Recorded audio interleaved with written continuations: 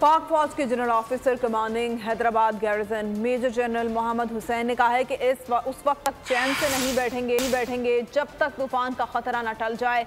एक एक फर्द और फैमिली को उनके अपने घरों तक बाइज्जत तरीके से वापस पहुंचाएंगे। शाह बंदर और जौहर जमाल के रिलीफ कैंपों के दौरे के बाद मीडिया से बात करते हुए जीओसी हैदराबाद गैरिजन ने वाज़ेह कर दिया कि जब तक हमारी आवाम मुश्किल में है हम उनके साथ खड़े हैं। ये एक बहुत बड़ा काम था, ये इनको एवैक्यूएट करना 80,000 से ज़्यादा लोग, और ये आसान काम नहीं था, एक नामुमकिन काम था जो अल्हम्दुलिल्लाह हमने कर लिया है। सब ने टीम वर्क में काम किया। पाकिस्तान फ़ौज के जवान इधर जो खड़े हुए हैं, रेंजर्स के जवान, दिन रात उन्होंने एक करके जो है वो लोगों को कोस्टल एरिया से निकाला है। और हम अपने आवाम की भी, उनके भी शुक्रगुजार हैं। हमारी जो बहनें, बच्चियाँ हैं, भाई हैं, बुज़ुर्ग हैं कि उन्होंने हमारी बात मानी और वो अपने घर बार छोड़ के जो ख़तरनाक इलाका था उसको छोड़ के इधर आए हैं। और ये अभी हमारे मेहमान हैं इंशाल्लाह। इधर जो आप कैंप देख रहे हैं, रिलीफ कैंप, और उनका ख्याल रखना वो हमारी ज़िम्मेदारी है।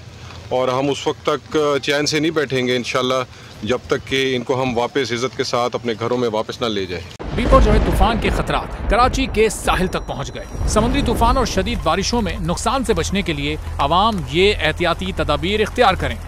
दफा 144 पर अमल करें और हरगिज साहिल का रुख न करें। साहिल समंदर के नशेबी इलाकों में रिहाइश पजीर अफराद फौरी तौर पर महफूज जगह पर मुंतकिल हो जाएं।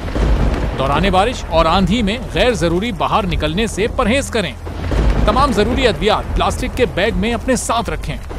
बिजली के तार और खंभों से दूर रहें और उन्हें हरगिज ना छुएं, ये जानलेवा हो सकती हैं। गाड़ी चलाते हुए एहतियात करें और स्लो ड्राइविंग करें। गाड़ियों और मोटरसाइकिल को बिजली के खंभों के नीचे पार्क मत करें। दरख्तों, साइन बोर्ड और पीएमटी के नीचे खड़े ना हों। जनरेटर या पानी की मोटर को गीला होने से हत्तुल इम्कान बचाएं। सिंध हुकूमत और एनडीएमए की जानिब से अवामी इमदाद के लिए हेल्पलाइन नंबर जारी किए गए हैं। आवाम से गुजारिश है किसी भी इमरजेंसी की सूरत हाल से निपटने के लिए स्क्रीन पर मौजूद इन नंबर्स पर फौरी राब्ता करें।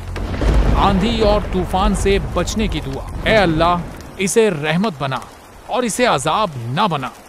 ए अल्लाह, इसे नफे वाली हवा बना और नुकसान वाली हवा ना बना।